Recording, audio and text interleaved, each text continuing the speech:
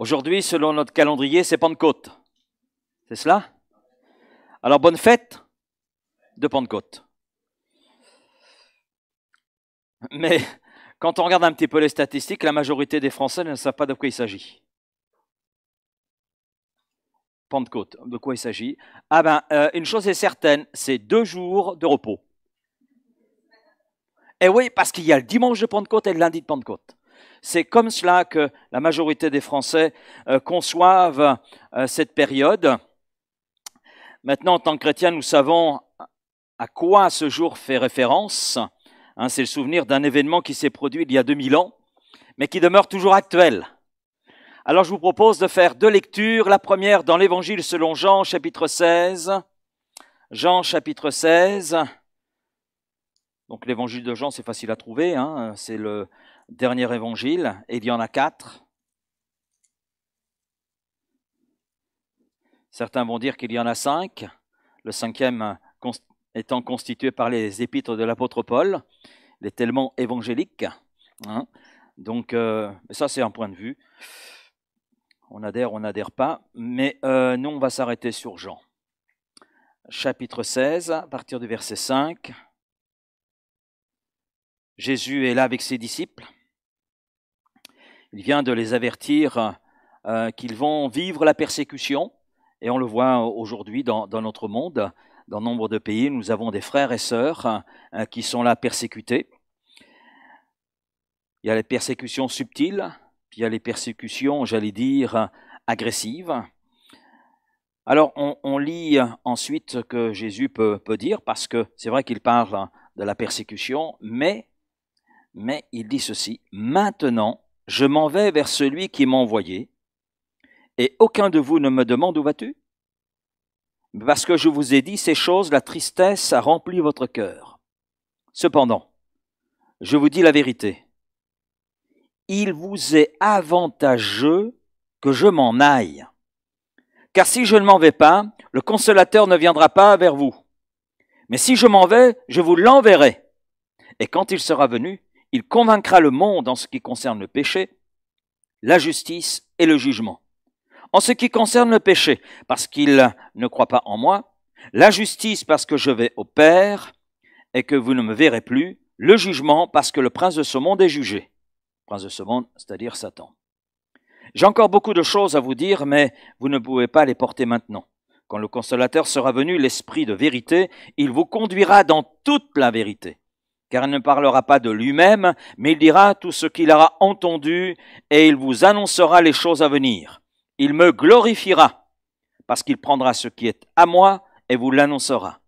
Tout ce que le Père a est à moi, c'est pourquoi j'ai dit qu'il prend de ce qui est à moi et qu'il vous l'annoncera. On va un petit peu plus loin, ce qui vient juste après l'évangile de Jean, donc c'est le livre des Actes des Apôtres, et vous vous doutez que c'est le chapitre 2, les 4 premiers versets que nous allons lire. Alors bien sûr, il aurait été intéressant de lire le chapitre 1er, d'avoir le contexte immédiat, puis de lire la suite. Donc cela, je vous laisse faire. Pendant que vous y êtes, allez-y, lisez donc l'ensemble du livre des Actes des Apôtres. On dit Actes des Apôtres, c'est à la fois juste et pas juste. On pourrait dire que ce sont les actes du Saint-Esprit, agissant à travers son Église, qui se constitue ce jour de la Pentecôte. Le jour de la Pentecôte, chapitre 2, verset 1er. Ils étaient tous ensemble dans le même lieu. Ils, c'est-à-dire les disciples et d'autres qui étaient avec eux, ils étaient à peu près 120, ça fait une dizaine de jours qu'ils sont là, dans la chambre haute. Donc ils étaient tous ensemble dans le même lieu. Tout à coup, il vient du ciel un bruit, comme celui d'un vent impétueux. Il remplit toute la maison où ils étaient assis. Des langues semblables à des langues de feu leur apparurent séparées les unes des autres et se posèrent sur chacun d'eux. Ils furent tous remplis du Saint-Esprit. Amen. Et se mirent à parler en d'autres langues selon que l'Esprit leur donnait de s'exprimer. Amen. La Pentecôte, ce n'est pas un mythe. La Pentecôte, ce n'est pas une tradition. Ce n'est pas un jour qui est comme cela, par hasard dans un calendrier, mais c'est un événement. un événement qui a marqué notre histoire. C'est un événement qui se situe d'ailleurs dans la chronologie de notre histoire. C'est un événement qui a été annoncé par Jésus, comme nous l'avons lu dans Jean chapitre 16. Mais des siècles auparavant, le prophète Joël a parlé de cet événement que nous avons lu, la réalisation de cet événement, à savoir le jour de la Pentecôte, la venue du Saint-Esprit, le Consolateur, qui poursuit l'œuvre accomplie par Jésus-Christ, et cela dans nos cœurs, dans nos vies et dans l'Église. Donc Joël a annoncé cet événement. Jésus l'a annoncé et cet événement s'est accompli. C'est Joël chapitre 2, les versets 28 à 32. Et puis c'est un événement essentiel dans l'histoire de l'Église, parce que c'est à partir de là, à partir de ce que nous avons lu, de ce deuxième texte que nous avons lu, que l'Église se constitue. C'est à partir de ce moment-là, c'est à partir de ce moment-là que l'Église prend forme. L'Église, le rassemblement d'hommes et de femmes confessant Jésus-Christ comme leur Seigneur et Sauveur. C'est ça l'Église, c'est un rassemblement d'hommes et de femmes confessant le nom de Jésus, le confessant comme étant Seigneur et Sauveur. Et puis c'est un événement primordial parce qu'il marque la venue donc du Saint-Esprit et j'allais dire dans toute sa plénitude, et cela pour remplir les cœurs ouverts et réceptifs. Et c'est ce qui se passe, les 120 sont là dans la chambre haute, ça fait une dizaine de jours qu'ils sont là, qu'ils prient, qu'ils sont dans l'attente de la réalisation de la promesse faite par Joël, promesse faite par Jésus. Et voilà que le moment arrive, et ils sont là remplis de la plénitude du Saint-Esprit, remplis d'une présence, celle du Saint-Esprit, parce que le Saint-Esprit c'est une personne divine au même titre que le Père et le Fils. Et le Saint-Esprit les remplit. De cette plénitude, il y a un débordement. Et ils se mirent à parler en d'autres langues selon que l'Esprit leur donnait de s'exprimer.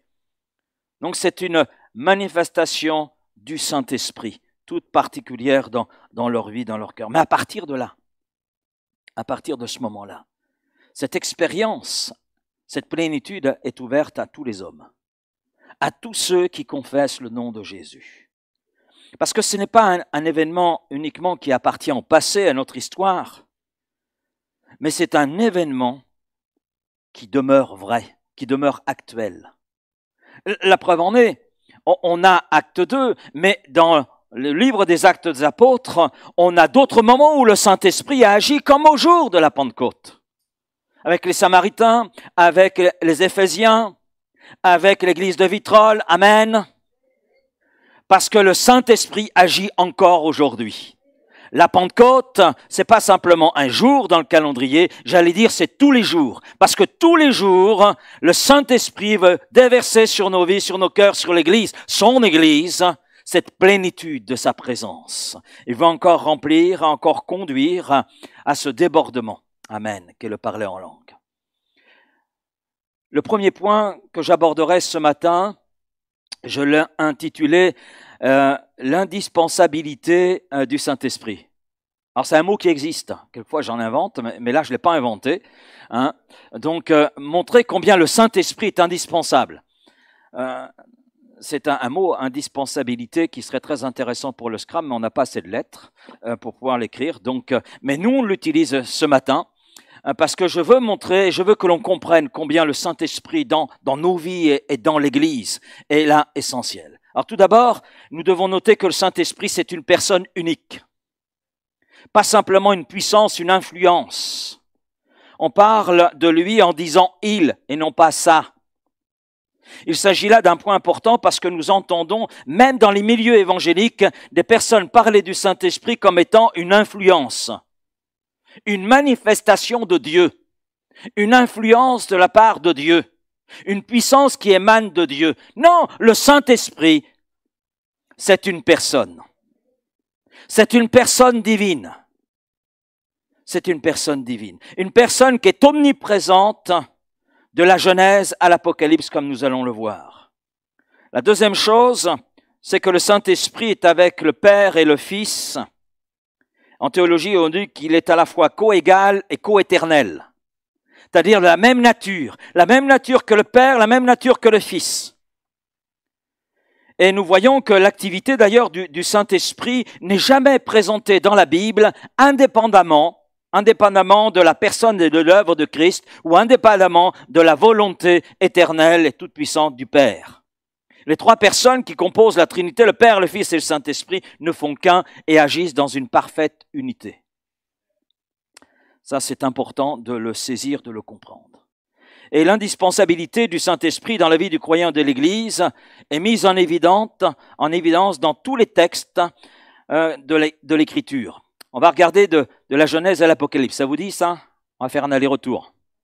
Il va être rapide, vous allez voir. Sans le Saint-Esprit, il n'y aurait pas eu de création.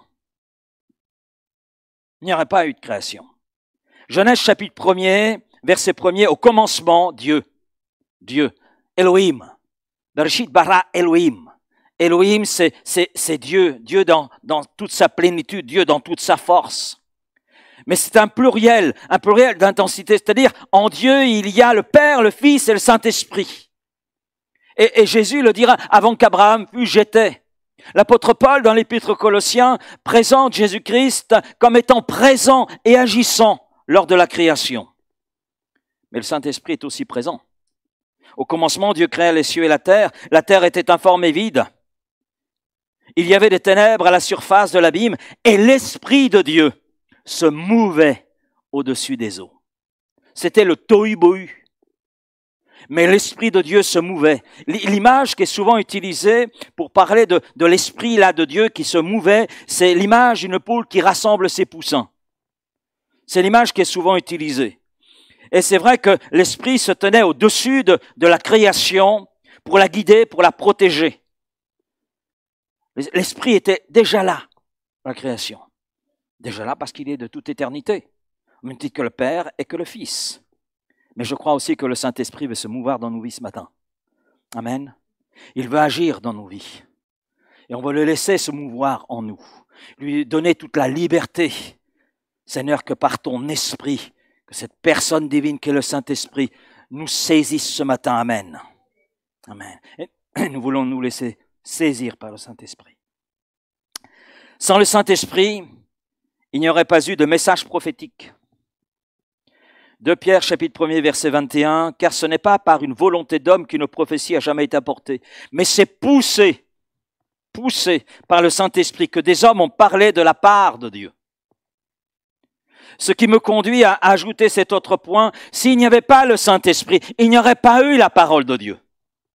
Nous n'aurions pas la parole de Dieu entre nos mains, puisque ces hommes, ces prophètes de l'Ancien comme du Nouveau Testament, ce qu'ils ont composé, ce qu'ils ont donné, ils l'ont donné par l'action du Saint-Esprit. Les écrivains bibliques, ils sont une quarantaine, ont écrit sous l'inspiration du Saint-Esprit. D'ailleurs, on a une parole qui revient souvent. Moïse écrit ceci, Jean écrit ceci. On voit un Dieu par son esprit conduire ces hommes à écrire ce que Dieu voulait qu'ils écrivent. Alors bien sûr, les hommes qui ont écrit les livres bibliques, soit Moïse, soit David, etc., n'ont pas inventé les choses. Ce qui est écrit n'est pas une invention du cerveau humain. Non, ils n'étaient pas non plus des automates. Ce n'est pas que le Saint-Esprit écrit ça. Non, c'est pas cela. Il s'agissait de personnes réelles, à une époque historique réelle, avec un ADN réel, qui ont écrit en fonction de leur contexte historique et aussi de leur personnalité. Quand on lit les épîtres de l'apôtre Paul, ça transpire, ça respire le caractère, le tempérament de cet homme qui était Paul. Quand on lit les psaumes de David, ça transpire toute la sensibilité, tout l'affectif, tous les sentiments qui étaient là en David. Mais la paternité des Écritures, j'allais dire, est double. Elle était, je vais prendre un exemple, à la fois de Jérémie et de Dieu. Parce que Jérémie a été rempli et porté par le Saint-Esprit. Et dans le cas de Jérémie, Dieu dit, « Voici, je mets mes paroles dans ta bouche. » Donc, Dieu l'a fait, mais sans brutaliser la personnalité unique de Jérémie. Mais Jérémie était conscient que ce qu'il exprimait de sa bouche et ce qu'il a écrit venait de Dieu, était soufflé par Dieu. Il était conscient de cette réalité-là. Comme l'apôtre Paul était conscient de cette réalité-là. Comme Moïse était conscient que ce qu'il transmettait au peuple d'Israël était la parole de Dieu. Quand Dieu lui a dit « écris ces choses », il a écrit ces choses. Quand Dieu lui dit que le souvenir s'en conserve, alors écris cela. Eh bien, Moïse a écrit. Et c'était Moïse avec toute la personnalité qui était la sienne, tout le tempérament qui était le sien, mais il a écrit sous l'inspiration, sous l'autorité du Saint-Esprit. Amen. Ce qui donne un poids, une force à ce livre que l'on appelle la Bible. Et c'est la raison pour laquelle nous étudions la Bible, parce que c'est un livre qui existe grâce au souffle de l'Esprit de Dieu. Amen. C'est la parole de Dieu. Toute l'Écriture est inspirée de Dieu, nous dit l'apôtre Paul, de Timothée chapitre 3, verset 16. Et elle vient, c'est le souffle de Dieu, c'est la bouche de Dieu. C'est Dieu parlant en utilisant des hommes de la même nature que nous pour parler à d'autres hommes. Des hommes parlant à des hommes, mais des hommes parlant sous l'inspiration du Saint-Esprit et communiquant la pensée de Dieu. Sans le Saint-Esprit, mais il n'y aurait pas eu de Jésus-Christ. Eh oui. Pourquoi? Luc 1, verset 35, l'ange répondit à Marie, « Le Saint-Esprit viendra sur toi, et la puissance du Très-Haut te couvrira de son ombre. C'est pourquoi le Saint-Enfant qui naîtra de toi sera appelé Fils de Dieu. » Donc Jésus homme, a été conçu dans le sein de Marie par l'action du Saint-Esprit. S'il n'y avait pas eu le Saint-Esprit, mais nous n'aurions pas de sauveur.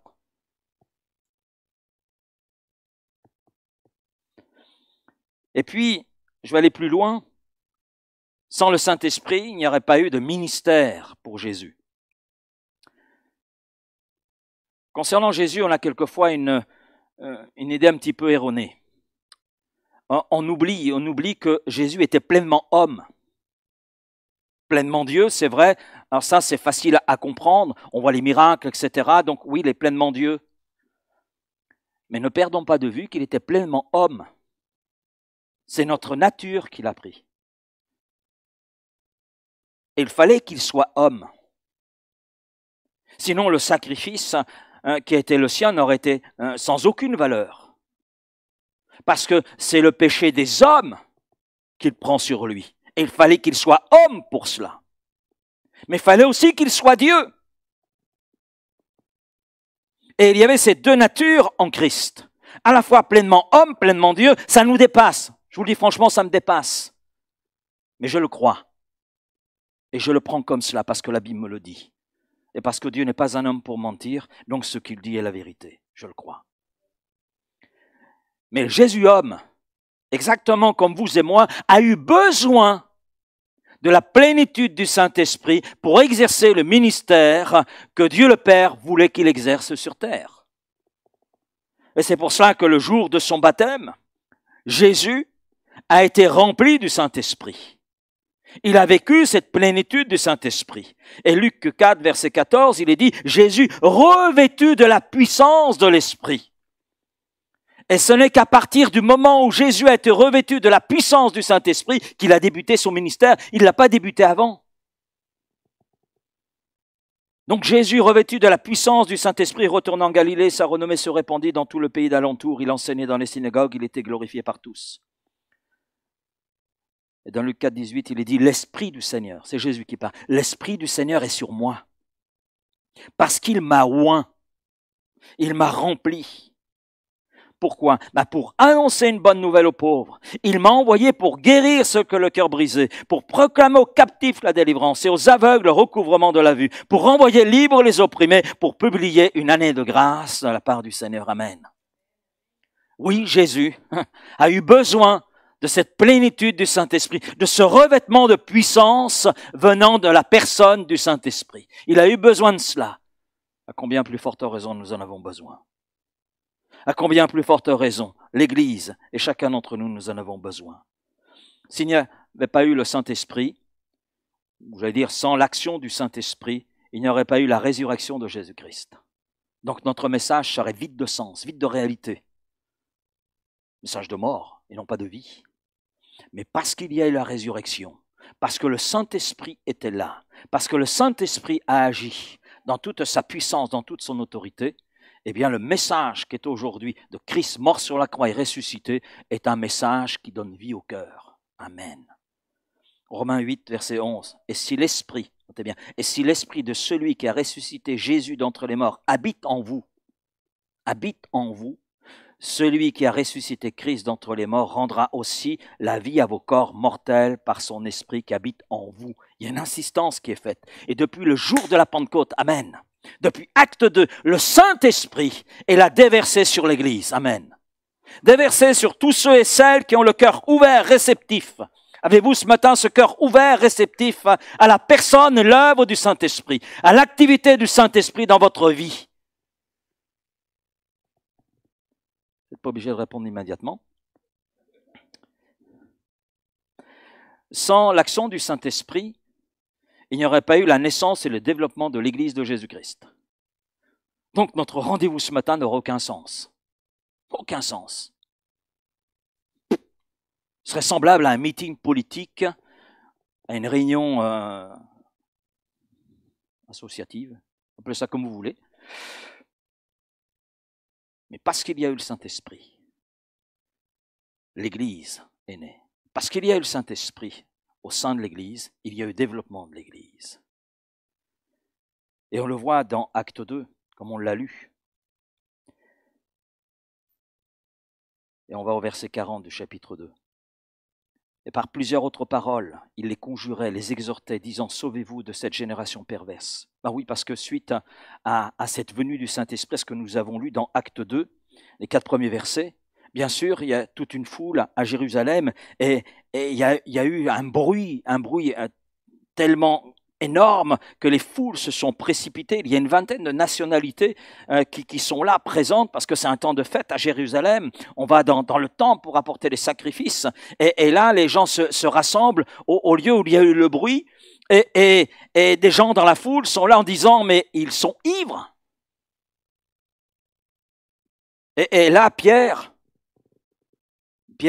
revêtu de la puissance et de l'autorité du Saint-Esprit, ce même Pierre qui a renié Jésus quelques jours auparavant, ce même Pierre qui a pris la fuite, ce Pierre-là se présente devant une foule en disant « Non, nous ne sommes pas ivres. Ce que vous voyez est l'accomplissement de ce qui a été prophétisé par Joël. » Dans le chapitre 2, les versets 28 à 32.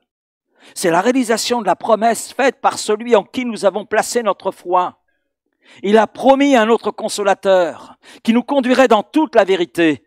Eh bien, la promesse s'est accomplie en ce jour.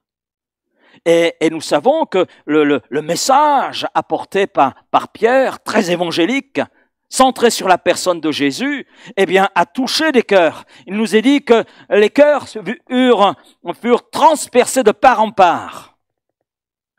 Et là, il y a ce crime. Que ferons-nous? Et Pierre répond par plusieurs paroles. Il les conjurait, les exhortait, disant « Sauvez-vous de cette génération perverse ». Ceux qui acceptèrent sa parole furent baptisés, et en ce jour-là, le nombre des disciples s'augmenta d'environ 3000 âmes. Et on voit l'Église là se constituer. Il persévérait dans l'enseignement des apôtres. Amen. Dans la communion fraternelle. Amen. Dans la fraction du pain. Alléluia. Et dans les prières. Et la crainte s'emparait de chacun. Il se faisait beaucoup de prodiges et de miracles par les apôtres. Tous ceux qui croyaient étaient dans le même lieu, ils avaient tout en commun. Ils vendaient leurs propriétés et leurs biens et ils en partageaient le produit entre tous selon les besoins de chacun. Ils étaient chaque jour, tous ensemble, assidus au temple. Ils rompaient le pain dans les maisons. Ils prenaient leur nourriture avec joie et simplicité de cœur, louant Dieu et trouvant grâce auprès de tout le peuple. Et le Seigneur ajoutait chaque jour à l'Église ceux qui étaient sauvés. Donc on voit l'Église là qui se constitue. S'il n'y avait pas eu le Saint-Esprit, il n'y aurait pas l'Église. Il n'y aurait pas eu ce que je viens de lire. Mais il y a une suite. Acte 9, verset 31. L'Église était en paix dans toute la Judée, la Galilée, la Samarie, s'édifiant et marchant dans la crainte du Seigneur. Et elle s'accroissait, elle se développait par l'assistance du Saint-Esprit. Amen. Nous avons besoin du Saint-Esprit. Nous avons besoin de la personne du Saint-Esprit au milieu de nous. Il n'y a pas d'église sans le Saint-Esprit. Sinon, on parle de mouvement, on parle de confession, de dénomination. Mais l'église, c'est pas cela. Et trop souvent, on résume l'église à cela. Non, l'église, c'est un corps spirituel, composé d'hommes et de femmes autour de la personne de Jésus. et qui se laisse remplir du Saint-Esprit, conduire par le Saint-Esprit. Amen. C'est cela. Et cette Église-là, elle s'accroît par l'assistance du Saint-Esprit. C'est pas par des choses, tout ce que vous voulez, mais c'est par l'assistance du Saint-Esprit. Si le Saint-Esprit est présent, le Saint-Esprit sait être créatif. Amen. Sait donner de bonnes idées. Des choses quelquefois qui peuvent nous surprendre. Mais si c'est le Saint-Esprit, les choses s'accomplissent et l'Église grandit. Amen. S'il n'y avait pas le Saint-Esprit, il n'y aurait pas de conversion. Vous et moi, nous ne serions pas là ce matin. On n'aurait pas eu la joie de se connaître. S'il y a tellement de choses qui nous séparent, que je pense que dans la vie ordinaire, on ne se sera même pas rencontrés. Bon, déjà, je ne serai pas ici, hein, parce que je ne suis pas un gars du Sud. Voilà. Je suis neutre, je suis du centre.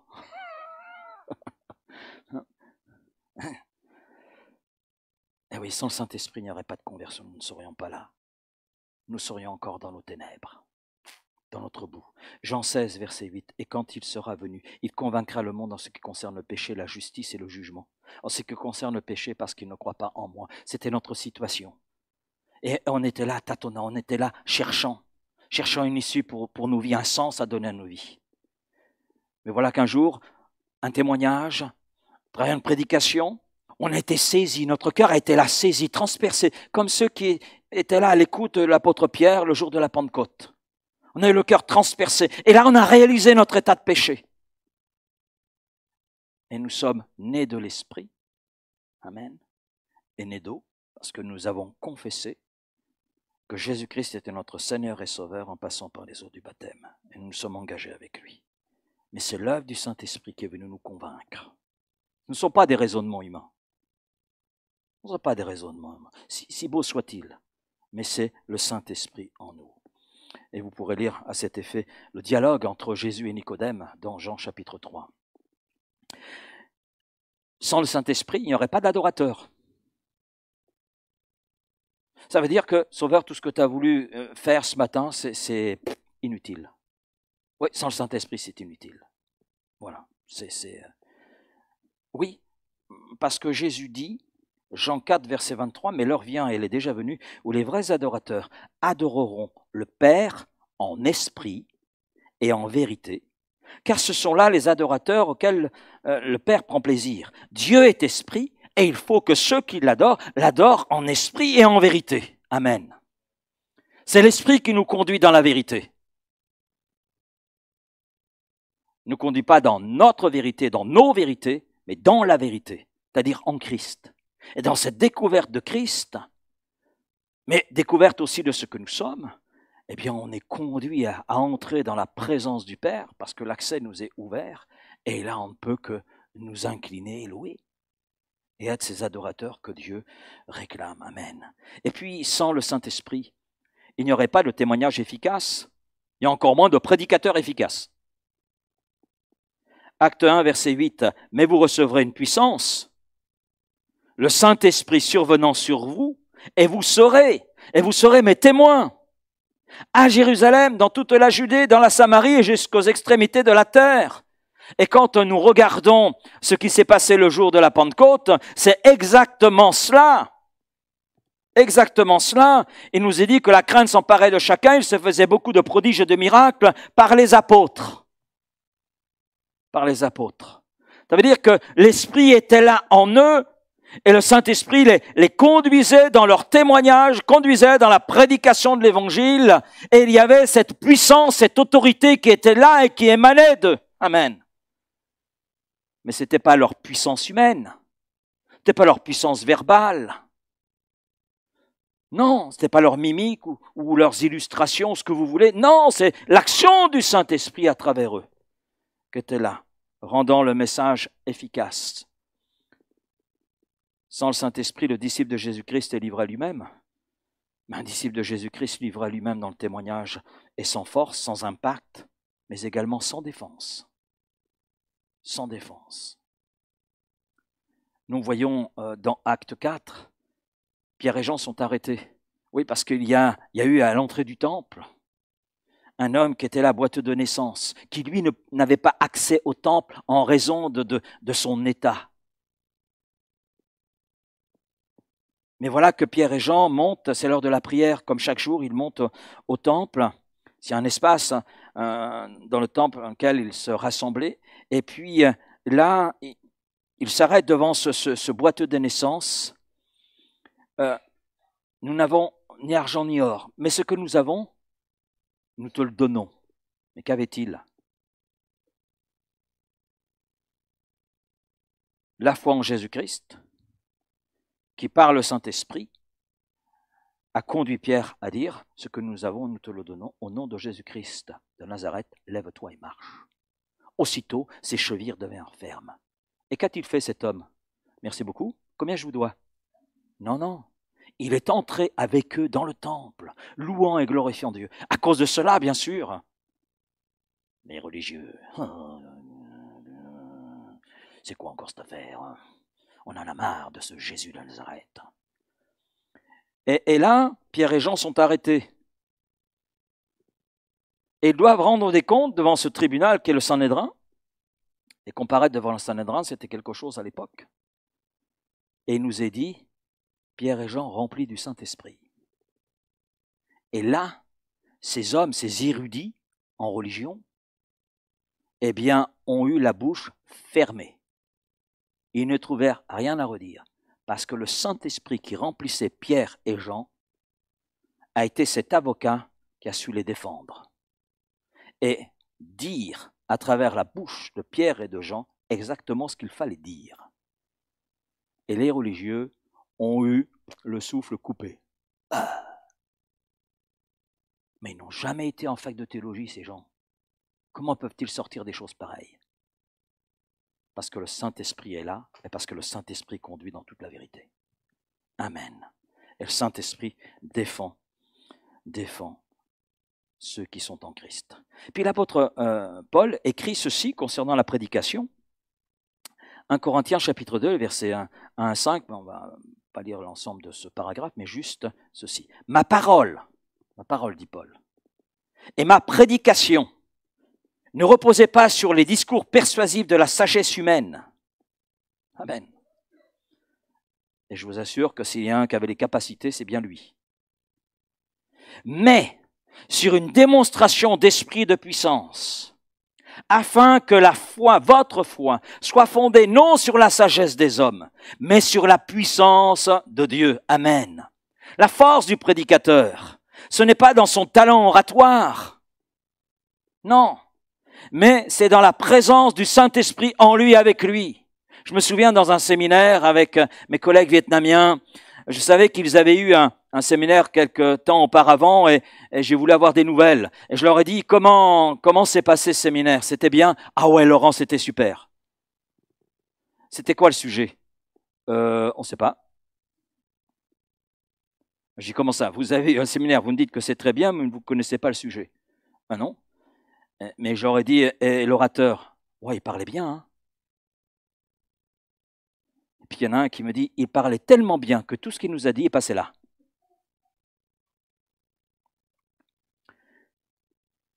Il y avait certainement toute une sagesse humaine, toute une connaissance. Amen. Amen.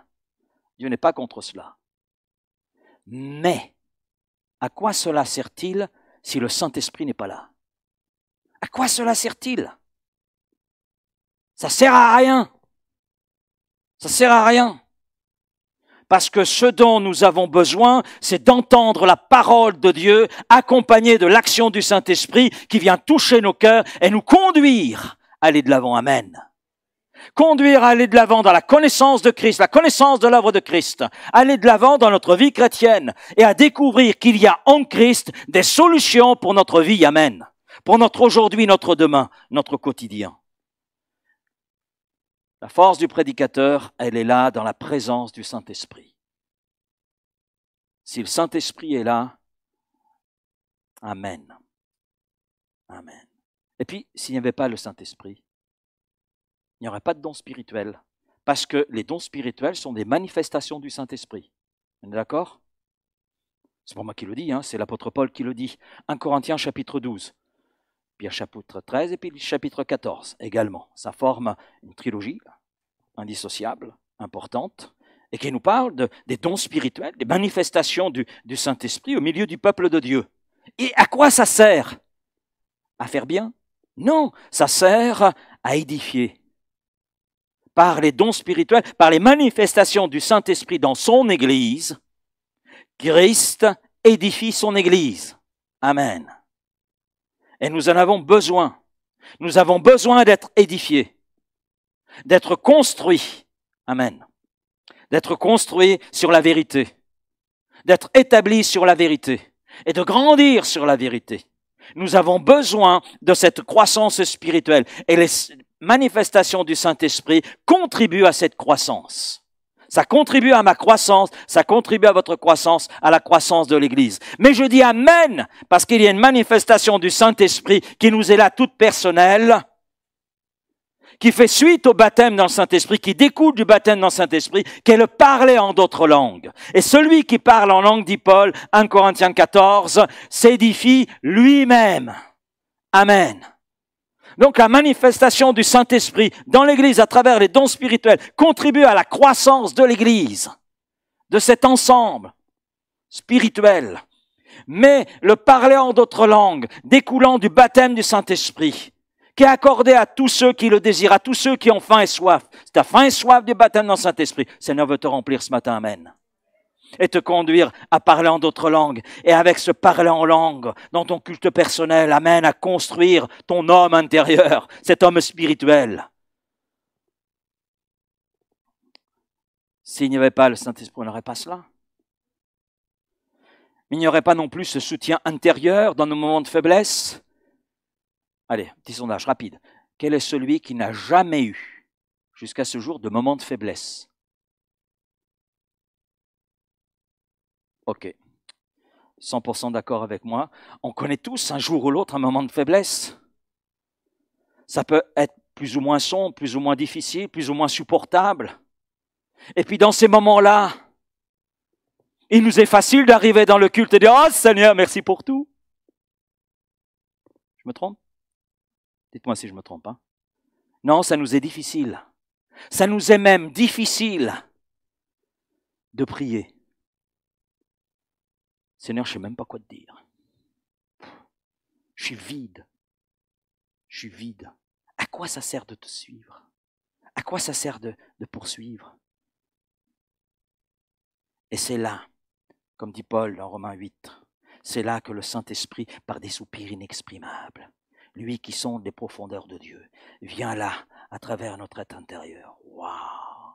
Agir, apporter cet oxygène dont nous avons besoin justement à ce moment-là. Amen.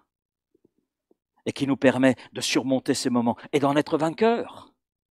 Et de pouvoir témoigner à nos frères et sœurs combien Dieu est bon comme nous l'avons chanté. Dieu est bon en tout temps. Pas simplement des paroles d'un chant, c'est une réalité. Et Dieu est bon en tout temps parce qu'en tout temps, le Saint-Esprit est là avec nous. Non seulement il sera avec vous, dit Jésus, mais il sera en vous. Amen. Là où je vais, le Saint-Esprit est avec moi. Et il vient au secours des besoins qui sont les nôtres. Alléluia. Donc, sans le Saint-Esprit, mais on n'aurait pas cette aide. On serait complètement démunis. On serait les gens les plus malheureux de la terre. Et puis, s'il n'y avait pas le Saint-Esprit, c'est mon dernier point, il n'y aurait aucune retenue contre tout ce qui est mal en ce monde. Le diable aurait tout pouvoir. C'est vrai qu'il est le prince de ce monde, mais son action est limitée. Et Jésus dit, je bâtirai mon église. Je bâtirai mon église. Et le séjour des morts ne prévaudra pas contre elle. Amen. Pourquoi? Parce que c'est une église remplie du Saint-Esprit.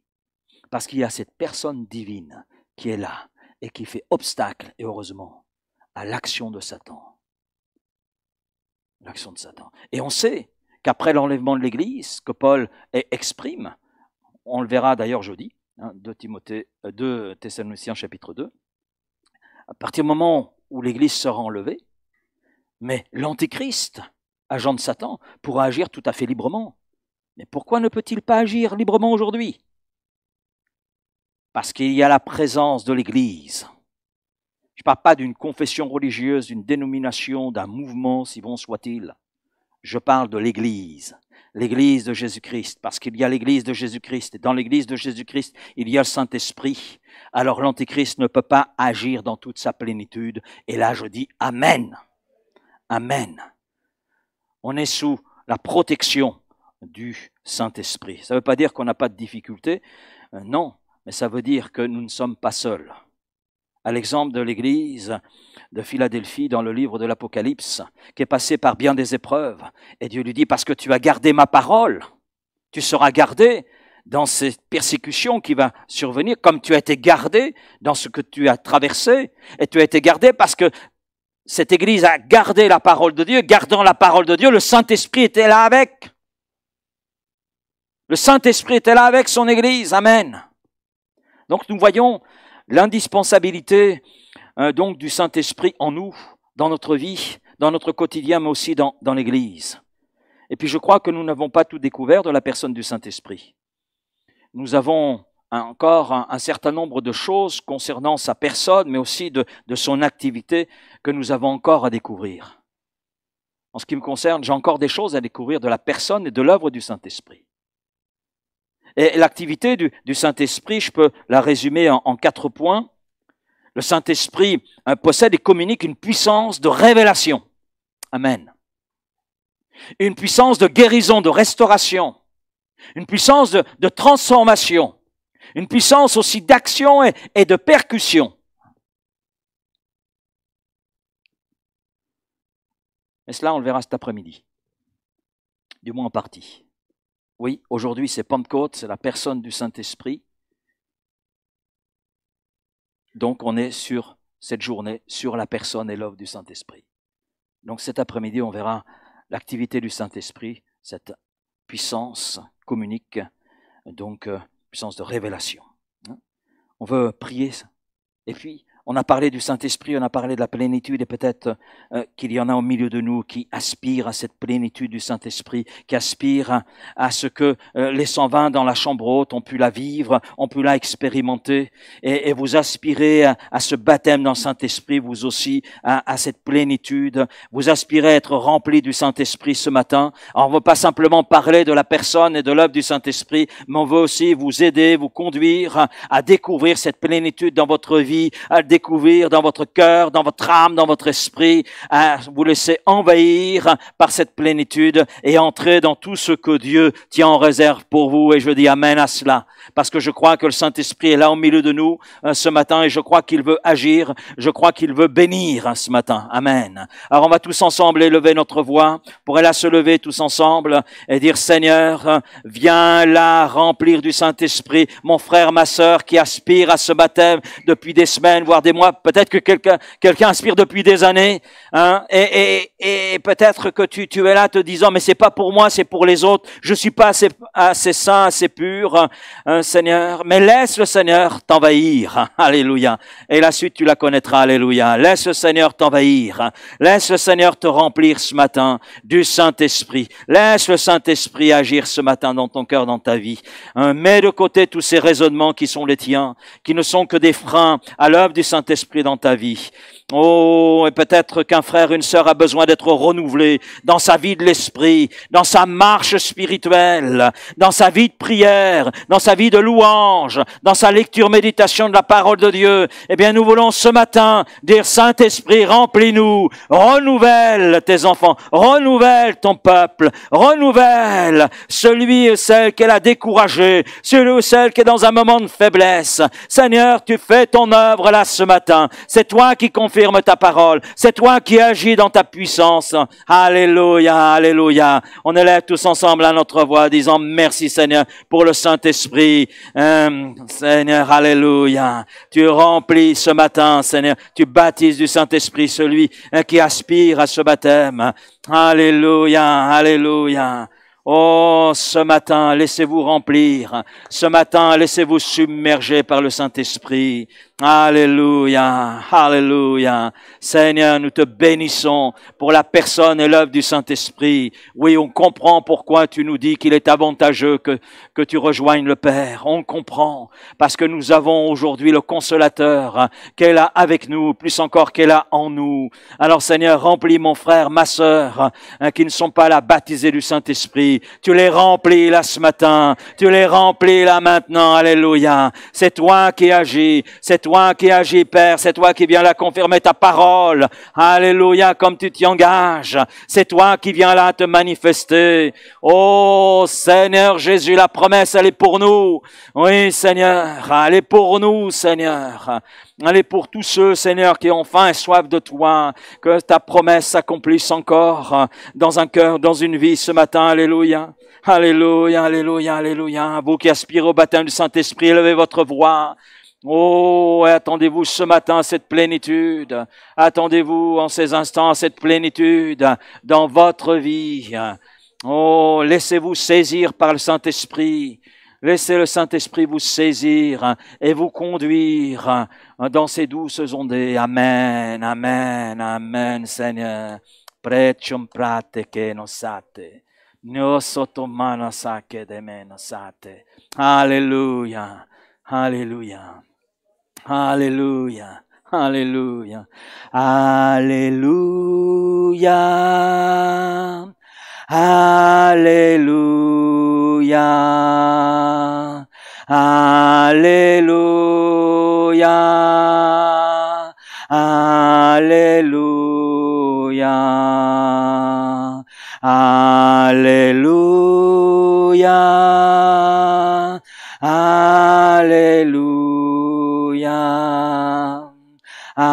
alléluia, alléluia, alléluia, alléluia, alléluia, alléluia,